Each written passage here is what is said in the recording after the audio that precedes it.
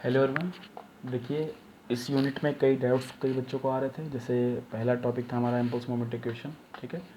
तो impulse momentum equation basically क्या है कि एक इक्वेशन का डिराइव फॉर्म है, ठीक है, जिसे हम यूज़ कर रहे हैं अपने कैलकुलेशंस के लिए। इसे हमने कई बार यूज़ किया है, तो उसमें कोई कन्फ्यूज होने की ज़रूरत नहीं है। बट बहुत लोग कन्फ्यूजन हो रही है, तो मैं उसको बताता हूँ कि ये एक्चुअली में होती क्या है, ठीक है। देखिए, ये बेसिकली क्या है कि आपने न्यूटन्स लॉ पढ़े होंगे, तो न्यूटन्स का सेकंड लॉ है, उसी का ये एक डिराइव्ड वर्जन है, ठीक है। न्यूटन सेकंड लॉ क्या कहता है? Newton's second law, F equal to m into a, यानी कि मास इंटू एक्सेलरेशन, ठीक है। तो न्यूटन्स लॉ ने क्या कहा कि फोर्स की वैल्यू क्या होती है, अगर पर्टिकुलर डायरेक्शन में बात करें तो मास इंटू एक्सेलरेशन होता है, ठीक। अब ये फोर्स डायरेक्शनल होगा, एफ एक्स या एफ वाई, ठीक। मैं यहाँ पे अभी नॉर्मल नोटेशन एफ लेके ही चल रहा हूँ, ठीक है। तो देखिए, इस इक्वेशन को अगर आप और थोड़ा तोड़ेंगे, ठीक, तो F equal to m into a, ठीक। अगर हम ए की बात करें, एक्सेलरेशन क्या होता है by definition? Change in velocity upon change in time, ठीक। अगर हमारे पास मान लीजिए कोई प्लेट है या कोई एलिमेंट है जहाँ पे हमारे पास दो वेलोसिटीज़ आ रही हैं, ठीक है, फ्लूइड के फ्लो के दौरान, एग्जाम्पल v2 v1, ठीक। तो यहाँ पे चेंज वेलोसिटी क्या हो जाएगी? v2 minus v1। अब टाइम के रिस्पेक्ट में चेंज हो रहा है, तो यानी कि t2 माइनस t1 कह सकते हैं, ठीक है। या आप dt इसको रहने तो भी ठीक है, मैं इसको लेके चलता हूँ v2 minus v1 upon dt, ठीक, यानी change in velocity upon change in time, ठीक। इस वैल्यू को यहाँ पुट कर देते हैं, तो हमारा क्या हो जाएगा? f equal to mass into v2 minus v1 upon dt, ठीक है। अब इस dt को क्या करते हैं, हम अंदर ले लेते हैं, ठीक। तो क्या हो जाएगा? m upon dt v2 minus v1, ठीक। तो आपका जो m अपॉन dt है, ये बेसिकली क्या है? मास पर टाइम, ठीक। तो अगर हम बात करें मास पर टाइम की बात करें, गिवन टाइम, ठीक, यानी क्या कहते हैं, मास हम कह सकते हैं चेंज इन मास, ठीक है, according to change in time, ठीक। या बेसिकली कह सकते हैं कि fix amount of mass in a particular time, in a given time, ठीक। तो अगर m मास है और टाइम हम सेकंड ले लें, तो क्या लिख सकते हैं? मास पर सेकंड, बिल्कुल लिख सकते हैं, ठीक है। तो आगे चलिए, f इजकल टू मास पर टाइम या मास पर second into v2 minus v1, ठीक, कंप्लीट। यहाँ पे आपका मेरे हिसाब से डाउट क्लियर हो गया होगा, ठीक है। तो अब एक काम करते हैं, मास को अंदर ले लीजिए, mv2 mv1 अपॉन s कह सकते हैं हम, ठीक है। यहाँ तक का क्लियर, ठीक। तो अब एक काम करते हैं, अगर आप देखें तो मोमेंटम का फॉर्मूला क्या होता है?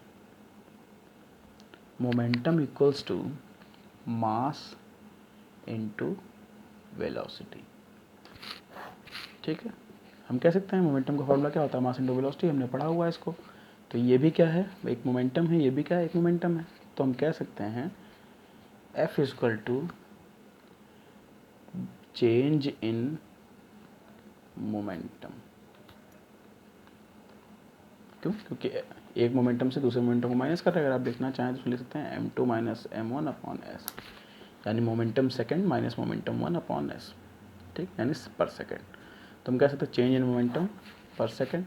अब देखिए, सेकंड क्या है? टाइम है, ठीक है। तो हम कह सकते हैं कि F equal to rate of change in momentum, ठीक है। अब टाइम के रिस्पेक्ट में चेंज हो रहा है, तो हम उसे रेट लगा सकते हैं। रेट क्या होता है कि किसी भी क्वांटिटी का चेंज होता है किसी भी गिवन टाइम के अकॉर्डेंस में, ठीक है। तो हम उसे रेट कह देते हैं। कहते हैं ना फ्लो रेट, यानी पानी का आपका बहाव चेंज हो रहा है किसी पर्टिकुलर टाइम में, तो हमने उसे फ्लो रेट या डिस्चार्ज कह दिया, ठीक है। इसी तरह अगर हम यहाँ बात करेंगे, तो ये क्या दिखा रहा है? Rate of change in momentum, यानी मोमेंटम कितने गिवन समय में बदल रहा है आपका, सेक्शन टू सेक्शन, ठीक है, वेलोसिटी टू वेलोसिटी, ठीक। यहाँ तक क्लियर। अब देखिए, एफ क्या था? किसी पर्टिकुलर डायरेक्शन में नेट फोर्स को दिखा रहा था। अगर एफ एक्स की बात करेंगे तो क्या हो जाएगा? fx1 fx2 and so on, ठीक। तो हम कह सकते, अगर एफ को कहें net force equals to rate of change in momentum, बिल्कुल कह सकते हैं इस चीज़ को, ठीक। यही आपकी क्या है, इम्पल्स मोमेंटम इक्वेशन। ठीक है, यही आपकी इम्पल्स मोमेंटम इक्वेशन को शो करती है। इसी इक्वेशन को बेसिकली हम कहते हैं इम्पल्स मोमेंटम इक्वेशन। यानी कि इसके अकॉर्डिंग से क्या है कि जितना भी दिया गया फोर्स है पर्टिकुलर डायरेक्शन में, किसके बराबर होगा, वो rate of change in momentum के। ठीक है, यही हम बार बार पढ़ रहे थे, जो आप लोग कन्फ्यूज हो रहे थे कि नहीं सर ऐसा नहीं, ऐसा नहीं। होप आप लोग का क्लियर हो गया होगा। ठीक है, अब कोई डाउट नहीं बचा होगा, इस वीडियो को एक बार और देख लीजिएगा, आपको समझ में आ जाएगा। ठीक है, चलिए नेक्स्ट टॉपिक हमारा जो आता है इसी का है। ठीक है, कि इम्पैक्ट ऑफ जेट्स, जिसमें दिया है हमने जो अभी पढ़ा था वर्क डन, तो वो भी एक इम्पैक्ट ऑफ जेट ही था। ठीक है, ठीक। अब देखिए, चूंकि यहाँ पे कुछ फ्लूइड का एलिमेंट भी दे रखा है, अगर आपने फ्लूइड मैकेनिक्स पढ़ी हो तो शायद आपको याद हो, बट मैं आपका एक बार रिवाइज कर देता हूँ। ठीक है, तो इम्पैक्ट ऑफ जेट में कुछ नया नहीं बताया जा रहा है, इसमें यही कहा गया है फ्लूइड में कि अगर कहीं से मान लेते हैं एक जेट आ रहा है, ये कोई नोज़ल है। ठीक है, नोज़ल मतलब क्या होता है कि एक ट्यूब जहाँ से पानी आपका बाहर आ रहा है। ठीक है, और मान लेते हैं कि सामने कोई प्लेट है आपकी। ठीक है, इस प्लेट को मानते हैं फिक्स है, यानी क्या है, स्टेशनरी प्लेट है। तो पहला केस ही हम लेते हैं स्टेशनरी, ठीक है, प्लेट, यानी कोई भी प्लेट अपने को क्या है, फिक्स है, और उस पर पानी का जो असर आ रहा है वो कितना कर रहा है, क्या क्या फोर्स प्रोड्यूस कर रहा है। यानी बेसिकली हम कह सकते हैं कि अगर किसी पाइप से कोई पानी का जेट मतलब होता है धार। ठीक है, यदि कोई पानी की धार यहाँ पे निकल रही है, तो उस धार के कारण से क्या इम्पैक्ट प्लेट पे आ रहा है। ठीक है, तो देखिए चूँकि ये आपका जेट है, ठीक, जेट बन गया यहाँ पे, नोजल से पानी बाहर आया, तो पानी अगर बाहर आया है तो यहाँ पे स्ट्राइक करेगा। तो अगर हम मान लें v1 वेलोसिटी से पानी निकला है और यहाँ पे स्ट्राइक हुआ, तो यहाँ लड़ते ही आपकी v2 वेलोसिटी क्या हो जाएगी, 0, क्योंकि यहाँ पे लड़ेगा सडन से और वेलोसिटी का फ्लो रुक जाएगा। ठीक, तो हम कह सकते हैं यहाँ पे आपकी v2 वेलोसिटी 0 हो जाएगी, v2 = 0। ठीक, समझ में आ रहा है क्यों हो रही है, क्योंकि जैसे स्ट्राइक करेगा तो यहाँ पे पानी का फ्लो रुक जाएगा। आपने दीवार पे पानी अगर मारा हो तो क्या होता है कि पानी सडन बहना रुक जाता है। ठीक है, उसे एक बैरियर मिल जाता है। ठीक, अब देखिए अगर हम मान लें प्लेट हमारी स्मूथ है, कोई बदलाव नहीं आ रहा है। ठीक है, यानी कोई भी इसमें रफनेस नहीं, स्मूथ होने का मतलब होता है कि कोई भी रफनेस नहीं है। तो कंसीडर प्लेट इज स्मूथ। ठीक, स्मूथ का मतलब क्या है, नो फ्रिक्शन। ठीक है, नो रफनेस, एकदम चिकनी प्लेट है। ठीक, तो क्या होगा, जो आपका ये वाटर स्ट्राइक हो रहा है ये कुछ इस तरह से ऊपर बढ़ेगा। ठीक है, और यहाँ भी बढ़ेगा, आपका यहाँ लड़ेगा, और दोनों डायरेक्शन में क्या होगा, पानी लड़ा तो दो डायरेक्शन में विभाजित हो जाता है। हमने इसका प्रैक्टिकल भी किया, आप दीवार में पानी मारिए तो दोनों तरफ जाता है, ऊपर नीचे। ठीक है, तो उसकी वेलोसिटी चेंज नहीं होती है, बस जो स्ट्राइक करने के बाद पानी जो नया गिरता है नीचे, उसकी वेलोसिटी 0 हो जाती है। ठीक है, तो ये कौन सा आपका पुराना ही पानी का लेयर आगे जा रहा है, जेट, तो हम कह सकते हैं ये v1 होगा। ठीक है, नीचे भी आपका v1 होगा। ठीक, होप यहाँ तक क्लियर हो गया होगा। अब देखिए, अगर हम इसे एक सेक्शन 1-1 मान लें, ठीक, और इसे एक सेक्शन 2-2 मान लें, क्लियर, तो यहाँ के सेक्शन 1-1 की वेलोसिटी क्या हो गई, v1, और सेक्शन 2-2 की वेलोसिटी क्या हो गई, v2। सेक्शन 1-1 क्या होगा कि जहाँ से आपका जेट बाहर आ रहा है। ठीक है, सेक्शन 2-2 क्या होगा, जहाँ पे जेट आपका स्ट्राइक कर रहा है। ठीक, तो अगर इस केस में देखें तो हम कह सकते हैं कि जेट क्या है, परपेंडिकुलर है किसके, प्लेट है। ठीक, तो परपेंडिकुलर तो स्ट्राइक होगी, स्ट्राइक होने से क्या होगा, एनर्जी यहाँ पे बिल्कुल क्या हो जाएगी, नल हो जाएगी, तो v2 की वैल्यू क्या हो जाएगी, 0। ठीक, हो आपको क्लियर हुआ होगा। ठीक है, अब इसके आगे चलते हैं। तो देखिए अब अगर हम बात करें, अगर मान लें कि आपका जेट बना है, तो कुछ ना कुछ ये एक एरिया से बह रहा होगा, कुछ ना कुछ इसमें आपका क्षेत्रफल बन रहा होगा लिक्विड का, जेट का। ठीक, तो अगर हम मान लें small a = area of jet, और इसको मान लें इसका जो डायमीटर जेट का बन रहा है वो d। क्यों, क्योंकि जेट जो आपका होगा वो कहीं सर्कुलर फॉर्म में आगे बढ़ेगा। अगर आप यहाँ से देखेंगे क्योंकि एरिया है, सरफेस कवर हुआ है तो एक सर्कल फॉर्म में जनरली बनेगा, ठीक है। तो हम कह सकते हैं कि सर्कुलर है और डायामीटर क्या है d, तो एरिया क्या हो जाएगा π/4 d², ठीक। तो क्या हो गया एरिया ऑफ जेट, ठीक है, क्लियर।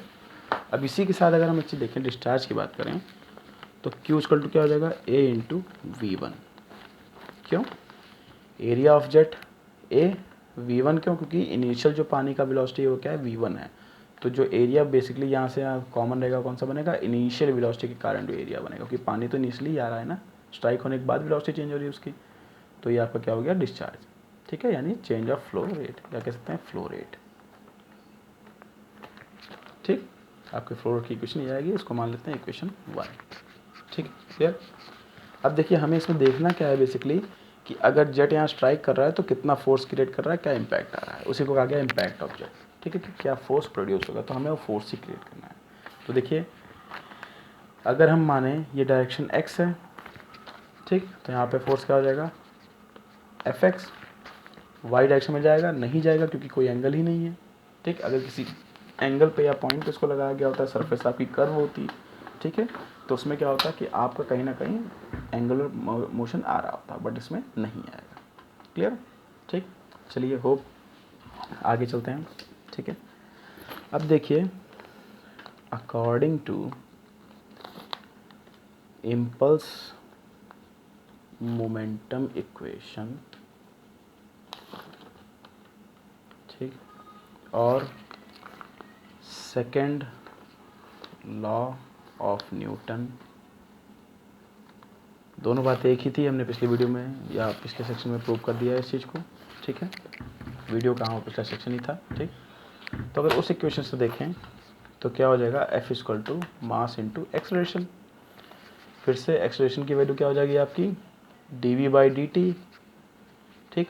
अब देखिए यहाँ पे अगर हम dv/dt की बात करेंगे तो क्या आएगा v1 माइनस v2/dt।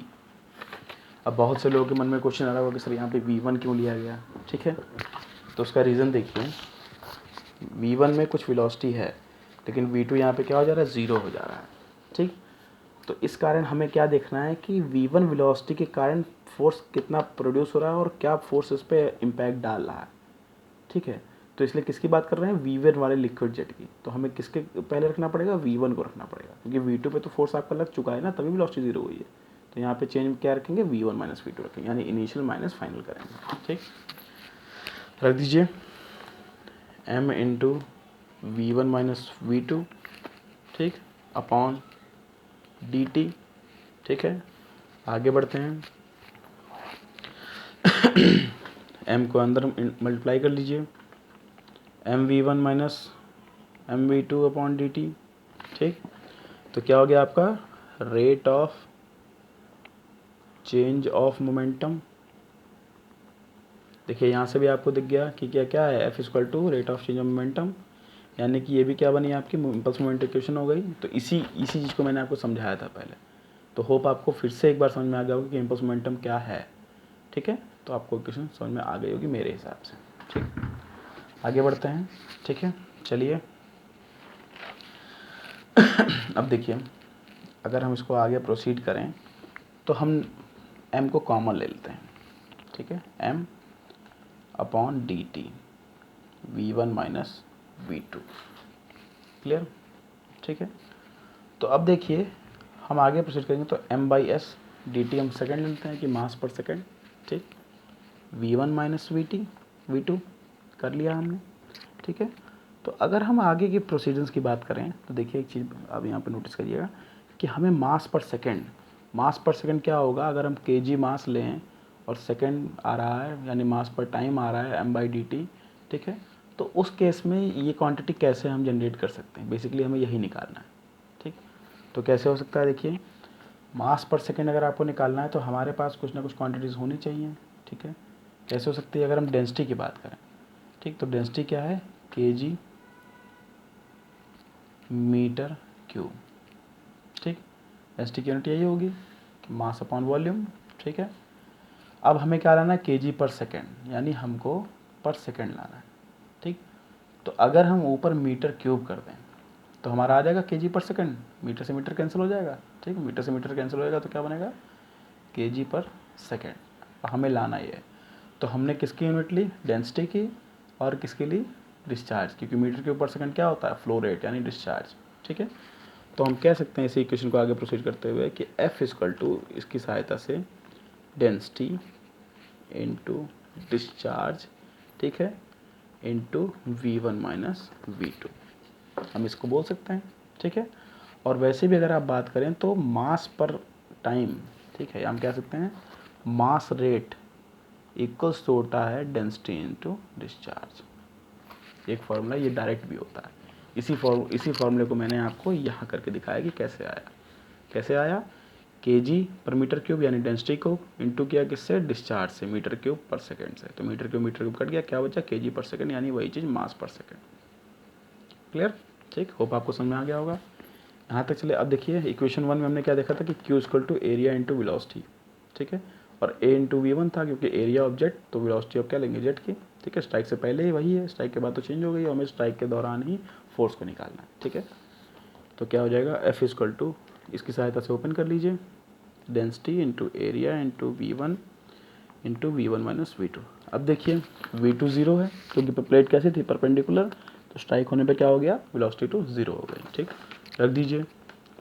तो F equal to density into area into velocity V1 minus 0, V2 की वैल्यू 0 रख दी, तो आगे क्या हो जाएगा आपका, F equal to A into V1, तो F equal to density A V1 square, यही हमें निकालना था, ठीक है।